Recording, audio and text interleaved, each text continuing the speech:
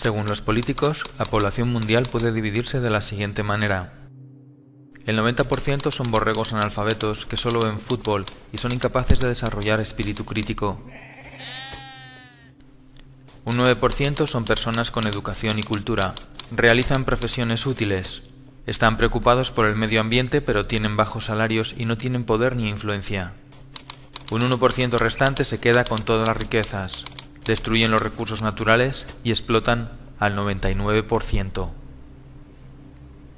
Esta película pretende ser lo más objetiva posible, evitando cualquier juicio subjetivo u opinión dogmática que tergiverse los hechos. Bretton Woods. El 1 de julio de 1944, Estados Unidos convoca a 44 naciones que se reúnen en Bretton Woods.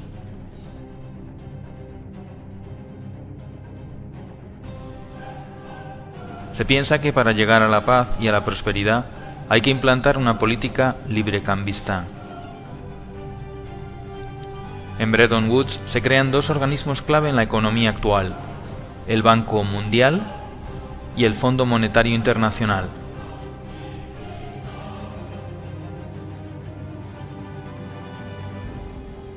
El Fondo Monetario Internacional tenía como misión conceder préstamos a países con problemas en la balanza de pagos. El Banco Mundial ofrecería préstamos para economías que hayan estado en guerra y que necesiten ayuda. Se estableció el valor de las monedas con respecto al dólar y no al oro. Tanto Roosevelt como Truman apoyaron sin fisuras el acuerdo buscando la paz y la prosperidad gravemente dañadas después de las dos guerras mundiales y la Gran Depresión. Rusia se opuso al tratado, al igual que la Asociación Norteamericana de Banqueros, los economistas Taylor Petty y John Francis Neyland y el banquero Latimer Gray. Todos ellos vaticinaron que si el Fondo Monetario Internacional se establecía en países con problemas económicos, éste terminaría teniendo un poder absoluto sobre las soberanías nacionales.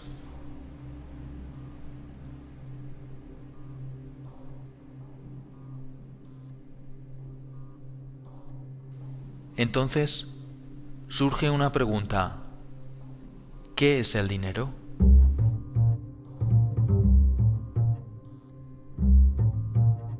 La mayoría de la población no sabe lo que es el dinero ni cómo funciona. De esa forma pueden ser engañados, manipulados y controlados fácilmente por los bancos y por los gobiernos. Antiguamente, el dinero era algo físico. Se utilizaba como forma de intercambio. Cualquier cosa podía ser dinero: una pluma, sal, conchas marinas, semillas de cacao, arroz, ámbar, especias, cobre o también los metales preciosos. Con el tiempo aparecieron las primeras monedas y luego billetes cuyo valor se referenciaba con el oro o con la plata. Como el oro era muy engorroso de transportar, se empezó a guardar en bancos y estos emitieron pagarés que valían lo mismo que el valor depositado en oro. Pronto los banqueros se dieron cuenta de una cosa: si un banco emite mucho más pagarés que el oro que tiene depositado, nadie se dará cuenta y le hará mucho más rico. Este sistema se conoce como sistema de reserva fraccional. El banco solo tiene que tener una parte del dinero. Como hemos visto en Bretton Woods, hubo un cambio importante en el concepto de dinero. El valor del dinero ya no dependía de los depósitos de oro. Se podía crear dinero de la nada. Solamente el 5% del dinero del mundo existe en forma tangible como billetes y monedas. El resto del dinero son solo unos y ceros en un ordenador.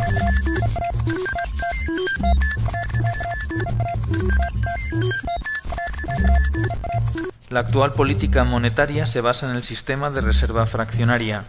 Este sistema consiste en que un banco tiene derecho a prestar el dinero de sus clientes al mismo tiempo que tiene la obligación de devolvérselo cuando lo reclamen. El dinero es creado todos los días por los bancos privados en una red compleja denominada de intermediación bancaria.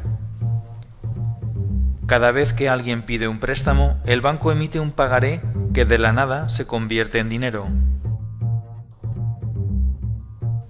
Aunque se crea el dinero de esta manera, El sistema está fuertemente regulado y se basa en la confianza. Para que esto sea posible, se establece un pequeño control llamado el requerimiento fraccional de reserva.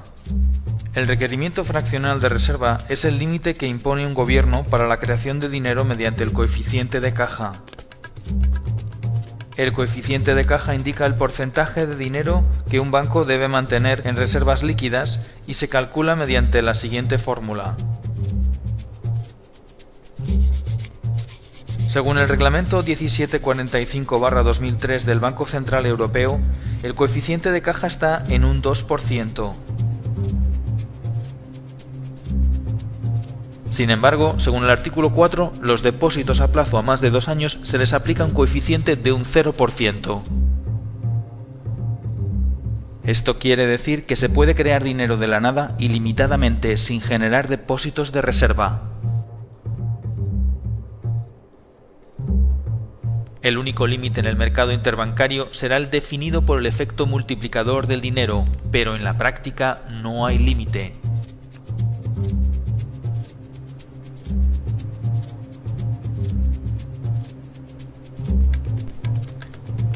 El efecto multiplicador define que por cada 1000 euros se pueden crear de la nada 50.000 euros más. Es decir, por cada dólar o euro depositado se podían crear otros 50 más de la nada. Esto viene a ser un índice de la relación entre la economía real y la economía ficticia. En la práctica, el dinero lo crean los bancos privados cada vez que alguien solicita un préstamo. Es el prestatario el que aporta algo real, como por ejemplo su casa. Cuando un banco no puede pagar, se le rescata con el dinero de los ciudadanos.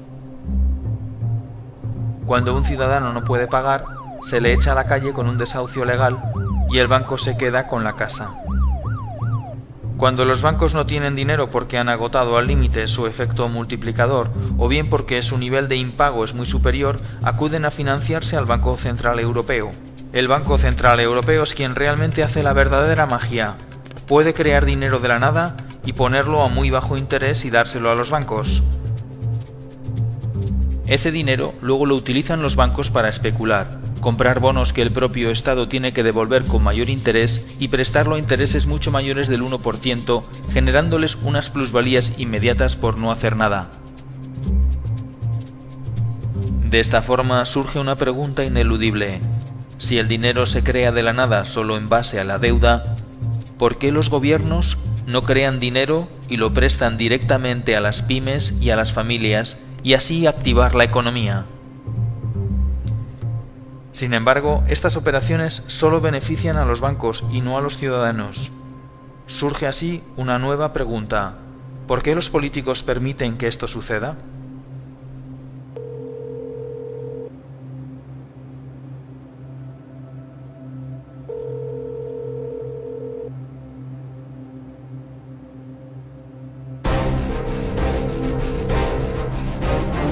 Teoría de las puertas giratorias. Los políticos gastan el dinero público en proyectos, endeudándose, pidiendo dinero a bancos que crean el dinero de la nada, pero que cobran intereses haciéndoles un favor.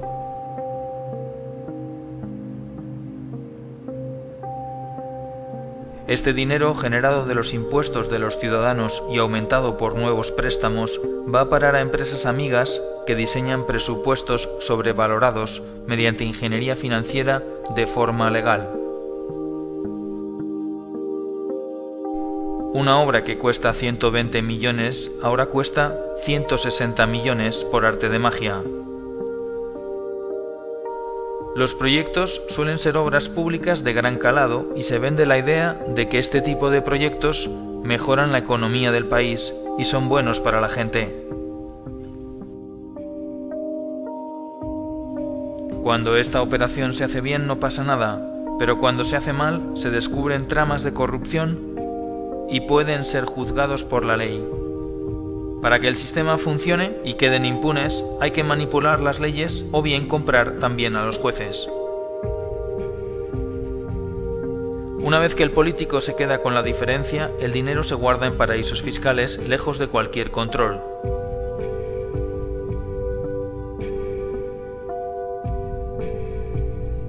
Las cantidades son tan grandes que incluso vale la pena pasar unos años en la cárcel.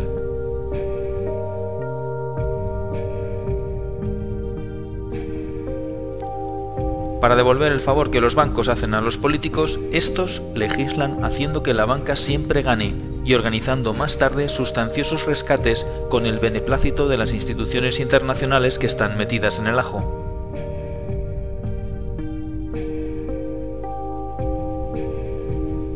A veces es un banco, otras veces es una multinacional, otras una gran constructora. Con estas operaciones se genera un déficit público insostenible, que no es otra cosa que una deuda contraída de la nada a través de un banco. Todo se hace muy complicado para que nadie lo pueda entender. Obviamente, no hay dinero para pagar porque se han contraído deudas inabarcables. Se vende la idea de que hemos vivido por encima de nuestras posibilidades. Como solución, se acude entonces a un rescate. El Fondo Monetario Internacional rescata al país priorizando el pago de la deuda e incluso cambiando la Constitución. Pero para aprobar el nuevo préstamo, que también se crea de la nada, se exige al país que aplique unas medidas que garanticen el pago de la deuda. Las medidas van destinadas a esclavizar a la clase media mediante la bajada de salarios y el cese de los derechos adquiridos. Se privatizan los activos del gobierno y estos pasan a manos privadas, a precio de chollo. Una vez que los políticos acaban su mandato, se incorporan como consultores a alguna de las empresas o bancos a los que han hecho un favor. Muchos de los altos directivos de empresas como Goldman Sachs, Lehman Brothers, JP Morgan, Morgan Stanley y los grupos energéticos terminan trabajando en los diferentes gobiernos y viceversa, confirmando una vez más la teoría de las puertas giratorias.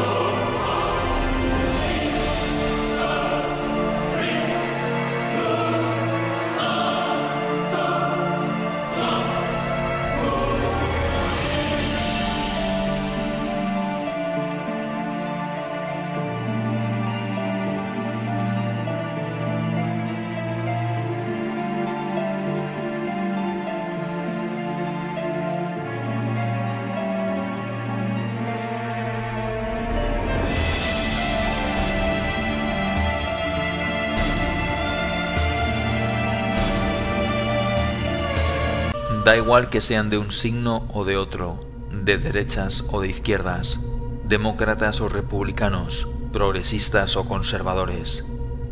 La realidad económica nos señala que los políticos, en lugar de prestar sus servicios a la ciudadanía, al 99%, la prestan al 1%.